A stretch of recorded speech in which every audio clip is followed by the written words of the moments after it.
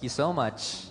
Okay, got lots of questions pa para sa lahat ng mga cast members natin and directors. And don't worry, pero ngayon, I think ihanda natin yung sarili natin. Dahil handa na siyang ichika ang lahat ng mga bagay. Please, let's ask the one and only Kuya Oji Diaz. Ayan na. Tara na, Kuya Oji, ichika mo na dali. Magandang hapon. Alam natin lahat na pinaghahandaan ng bawat miyembro ng cast ang pagpunta rito, no? Anong pakiramdam ng hindi natatanong? Sa iba, hindi, joke lang. Mamaya ba? Oo nga, sorry. Hindi.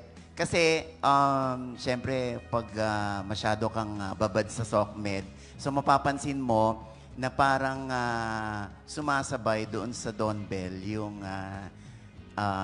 snurin. Tapos, lagi pa siyang sinasuggest sa Netflix. So, originally ba, Direk, Sir Henry, hanggang doon lang ba yung role nung snurin? Pero parang habang papalaon, dumadami, nanganganak ang mga eksena nila because of the clamor?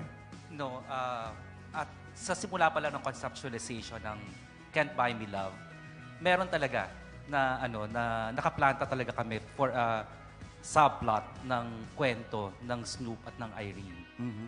It was formulated from the start. Kaya kung mapapansin ninyo, sa una pa lang, sino nakasalo kay Irene nung nahulog siya, nung nakidnap siya, it was Snoop because it was intended that way. So planado siya from the very beginning, and we're so thankful na kinagat sila ng mga manonood, di ba? Apart from of course the phenomenon na sina Don Bell, sina Bingo, saka sina Ling. So we're so thankful for the support that they got as well from the viewers. Direct May? Well, actually, nung casting, nagka-casting kami for Snoop. Nabanggit niyo, sinabi, si Anthony Jennings ba available na dun from Ironheart? Because he was still with Ironheart. And then our executive producer, si Saki, said, yeah, available na. Sabi ko, joke lang to. Sabi ko, tas endgame sila ni Maris, haha. But that was just like a private conversation because I think in every show, aside from the leads na love team, there's always like a goal na meron kang mabuo na bagong love team or team up, ganyan. In every project, laging meron. So, I didn't talk to them about it. And I guess sila rin, they saw the potential of the casting and the pair-up. So, I was on leave after the first part ng show. Nung wala ako, yun na pala yung nangyayari. They were doing this, they were planning for yung launching na of their love story. So, I think it's really na naghahanap talaga sila ng parang sino kaya ang pwedeng sino yung pwedeng bagong i-launch din. Okay. Thank you, Direk. Sa Snurin, nagpapasalamat ba kayo sa tae? Bakit kayo nakilala? Kasi tabi lang po sa lahat ng mga kumakain ngayon. Ay, sorry. Opo. Naka-online pala tayo. Papasalamat ba kayo sa dumi? Ako sa dumi. Hindi, kasi doon sila nakilala. Parang doon nagsimula yata lahat. Actually, after ko magdumi, tumitingin muna ako. Parang, wow, everything. Thank you for everything. Ikaw ang dahilan, ganun po. Joke lang. Pero nag-gets ko naman po yung tanong. Thankful po talaga kami sa Star Creatives. Sa show, sa mga nag-isip, sa mga nag-conceptualize, sa nakaisip na i-pair kami. Kasi thankful na ko dahil doon nakilala ko to si Anthony. And sobrang sarap katrabaho, sobrang sarap ka-eksena. And finally, nakahanap din ako ng, alam mo yung ka-eksena na sobrang well-connected and like, alam namin yung saan namin gusto dalhin yung eksena. We're all just having fun. We're both just having fun kapag nag-shoot. thankful ako kay Anthony, sa Star Creative, sa Netflix, sa Can't Buy Me Love. Yun lang po. Ang magpapasalamat din ako kay Derek Raymond sa lahat ng mga katarantaduhan namin ginagawa. Pero yun, syempre, ayun, overwhelmed din ako. And ako actually speechless nga ako kasi hindi unexpected din talaga yung sa amin ni Maris. Pero yun po, nagpapasalamat ako sa lahat yung bumuo ng mga eksena namin. And of course, sa lahat ng mga sumuporta at sumakay sa trip namin ni Maris na kung paano namin gusto ipakita si Snoop tsaka si Irene sa kanila. Ayun. Yun, maraming salamat. Thank you. And I'm sure isa sa mga malulungkot, lahat naman malulungkot, pero ang veteran sa pag-arte, si Tita Nova, ay malulungkot sa pagtatapos ng Can't Buy Me Love. Tita Nova, ang iyong, baka meron kang gustong ibahagi o yung mga nakilala mo, yung mga nadiskubre mo habang ginagawa itong Can't Buy Me Love. Akala ko ayaw, Bilang matagal na sa industriya. akala ko ayaw tumingin ni Miss Nova sa inyo kasi nakalayo yung mukha niya. Yung pala sa screen nakatingin. Ay, okay. Kailangan ng salamin. Miss Nova? Okay. Itong Can't Buy Me Love, mahirap na, para sa akin, mahirap ng kalimutan.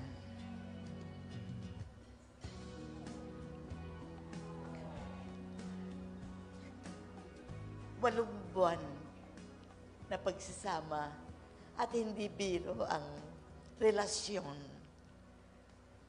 Pwede palang mangyari yun. Hindi mo kadugo.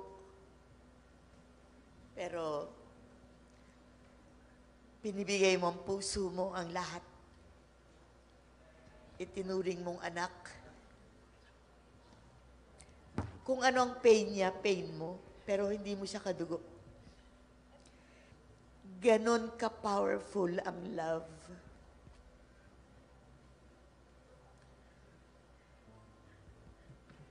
At labis-labis ako talagang nagpapasalamat at saludong-saludo ako sa bumuo ng istorya na to. Sa tagal ko, sa industriya. Alam niyo naman, forte ko comedy. Pero, ako mismo na-discover ko yung sarili ko. Pwede pala. Pwede pala ako magdrama. Pero hindi lang drama, kundi makatotohanan. Yung ipinakita namin, yung ibinuhos naming effort, yung puso gumalaw, gumana na maging makatotohanan. Walang relasyon, wala akong relasyon kay Bingo, walang dugong nananalaytay sa bawat isa. Pero ang pag-ibig, ibinuhos, ipinakita. At kahit tapos na ang taping at tapos na lahat, mananatiling nandun ang pag-ibig na nabuo sa taping na ito ng Can't Buy Me Love. Kaya, alam ko, nararamdaman ko yung pain niya. Nararamdaman niya yung pain ko. And yet, dinampot ko lang siya. Mula nung bata siya. Pero pwede pala. Pwede palang mahalin kahit na hindi nanggaling sa iyo. Hindi mo kadugo. At yun pong ipinakita natin dito. Hindi po acting ito. Talagang nararamdaman namin. Kaya, paano mo na-discover na nagugustuhan ng tao? Everybody tells me, Tita Nova, nakakaiyak, nakakahawa, natatouch ang mga viewers natin. Hindi na kami umaarte, totoo na yung lumalabas. At sabihin mong telebisyon yan, pero tumatagos sa puso ng viewers natin. That is why very dangerous kung tayo ay gagawa ng mga karumal-dumal, ng mga eksena, mga dialogues na magtuturo sa kanila ng hindi tama. Pero dito ay pinakita natin ang pag-ibig, nananaig ang pag-ibig. Pwedeng magmahal ng kahit na sino. Kaya maraming salamat sa lahat ng suporta. Hanggang ngayon, pinag-uusapan po. Kaya medyo maganda po ang pagtanggap sa amin sapagkat puso po ang umaandar dito. Sa lahat ng mga eksena, kahit maaksyon, kahit may kontrabida, kahit may lahat, pero puso ang umaandar. At maraming salamat sa inyong suporta. Maraming salamat, Tita Nova. Itutuloy ko na rin yung,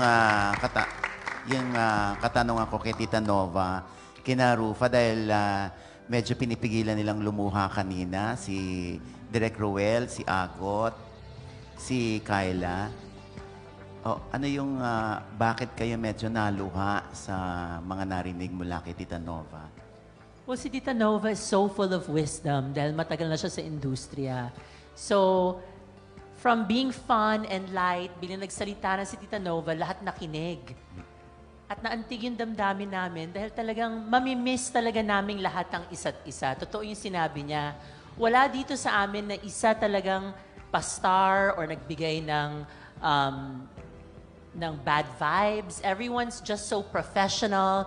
Lahat binibigay nila yung 200% nila. Pag nagsama-sama kami, kahit na hindi ako nakakasama sa Tuesday night out, na nagiinuman because I don't drink so much anymore. Group Pero- ba yun? Group? Ha? Nasa ano? Oh, mga group? choose. Ah. Mga Chew family. Pero we want to also bond with the Binondo people. Hindi, pero talagang ang saya-saya kasi talagang lahat kami nagsama-sama and not only sa storya, lahat ng puntahan namin talagang hindi lang yung kung sinong pumatay kay Divine, pero talagang tumututok talaga silang lahat. So tama yung sinabi ni Tita Nova na talagang ang pag-ibig nga naman talagang tumatagos talaga kahit na hindi lang sa amin kundi sa television. Yes, sobrang medyo naging emotional ako kasi sobrang tama yung sinabi ni Tita Nova na the bond that everyone in this cast has created here is so genuine and is so full of love and talagang it's something that we will cherish in our career because this is also very rare. So I'm also just so grateful to be a part of this.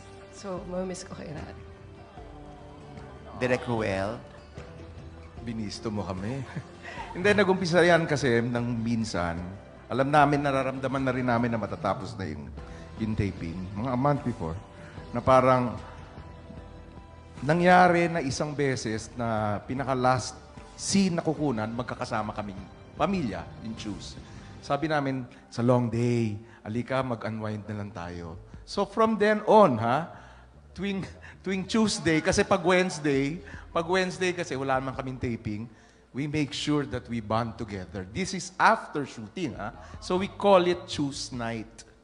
So minsan, kapag may Tuesday, Choose Night. So parang, ganon, naging parang pamilya na talaga kami. Siguro it also helped na sa isang kwarto lang kami ng mansion na yon, magkasama. We share the same banyo. We hear stories. Si Albi, tulog ng tulog. Yung mga ganon. So, siguro bago matapos lahat, nalaman na namin ang ugali ng bawat isa. Naamoy na namin ang isa't isa. So, ganon. And ang nakakatuwa rin, habang tumatagal, tinatawag na nila, naririnig ko lang, Aya, Dia, Ditsi, lahat. Tinatawag na nila, yung pangalan nila mismo sa show.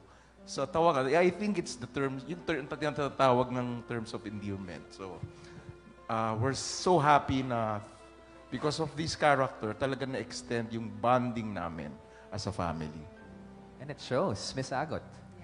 Basta nagmamahalan kaming mga pamilya. And also, I just wanna, it's a privilege to be working with the new generation na inaiyak ako. Because excellent actors and actresses.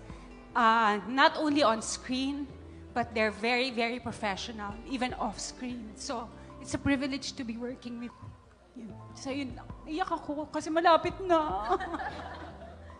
Yeah. Thank you Kay so Miss much. Ina. Miss Ina. Hi, Audie. Hi, Ina. Hello. Yes. Ano nga ulit yung tanong? Okay. Wait. Katulad nung kanilang karanasan sa show. Oh, yes. Okay. Kasi ang mas ka-eksena ko si Donnie and si Belle, of course. Working with Donnie, it would always come from raw emotions. Hindi inaral, hindi pinlano. It's so easy to act with him because he reminds me so much of my only sunshine. Pareho sila ng height exactly, parehong maskulado. So when we hug each other, I close my eyes and I imagine it's my son. Kasi 3 months ko na siya hindi nakikita. So it's so easy for me to feel yung talagang pain na ma-imagine ko lang na hindi ako mahal ng anak ko. Talagang sobrang... I love working with Donnie and Belle, of course. And first time ko talaga, I swapped tears, sweat, and sipon with someone. Kasi sobra talaga yung bugso ng emotions namin. Lalo na yung huli nga naming mga eksena together. And it makes me feel proud na nakatrabaho ko itong mga batang to. And of course, working with them, very professional, walang may attitude talaga. And it's always a nice experience. Especially yung mga staff din, yung mga crew lahat, ang saya lang, magaang. Yung mga nakikita yung eksena, ang bibigat, pero behind the scenes, kabaliktaran. Kaya, sobrang patok ang Can't Buy Me Love. Kahit saan ka pumunta, obsession na yata ng mga fans yung kung sino ang pumatay. They're so obsessed and nakaka-proud, diba? So, yun. Belle, love ko tong si Belle. I love talking. We have the best chats kami ni Belle. Ang sarap kausap ng batang yan. Donnie? I love you. Yeah, I just want to add lang, it was also a pleasure working with you, Miss Ina. First time din natin mag-work and from the moment na sinabi ko yung nanay ko tapos nag-eksena tayo, na-feel ko rin po yun na yung mahal mo sa mga anak mo and how much of a mother you are. Mother of 5, tama po ba? And my mom is also a mother of 5. So I think from that moment, nag-relate talaga kami. And it because nga of that relationship, dun lumalabas yung raw emotions. And thank you so much also for being such a patient co-actor as well. Pero gusto ko lang sabihin din, Kuya Rob, sa buong sinabi ni Tita Nova kanina. Kasi ang dami namin eksena ng Tita Nova actually. Nung pinitch po sa akin to, hindi po mamang ang tawag ko sa kanya, si Bingo. Pero sinabi po sa akin kasi siya yung tuturing kong nanay dito sa show na to. And growing up, I was very close with my great-grandmother. We did everything together, literally. She would bring me to tennis practice, she would bring me to school. She lived with us, actually. She lived with us, and I treated her like my mother as well. When my mom wasn't home, she was busy. And when I lost my great-grandmother, I think it was 4 years ago, parang wala pang nag-replace nun sa akin. And ang pangalan po niya ay Mamang. And I actually requested if we can call Mamang sa show para dun ko mahuhugot yung relationship namin. And I couldn't imagine anyone else perfect for the role but Tita Nova. Kasi grabe po yung binigay niya sa amin dito sa show. Never siya no. Kahit sobrang hirap ng eksena, kitang-kita na nahirapan na siya. Game pa rin. Kahit overtime na, siya ang unang magsasabi ng, game, gawin po natin direct. Ano pong pwedeng gawin? Kaya, Tita Nova, maraming salamat po. Never ko pong naranasan to with anyone else. Kasi iba po yung sobrang malapit po ako sa lola ko. So maraming salamat. And sa lahat po ng cast, ganun din po yung na-feel namin. Thank you so much for sharing those beautiful stories. Just a reminder, naubos na po yung tissue po natin sa venue. Parang Parang ayaw namin mag-end yung show, di ba? Parang ayaw namin mag-end. At ramdam na ramdam talaga yung pagmamahal. Tulad na sinabi ni Miss Nova, pwede pala. At pinakita nyo na sobrang minahal niyo yung programa. And this is the result. Minahal din kayo, sobra-sobra, ng programa at lahat ng mga kapamilya. Diba? Ang ganda ng relationship na nakita natin. Thank you for starting that certain discussion of love, Miss Nova. Sobra kaming tutuwa.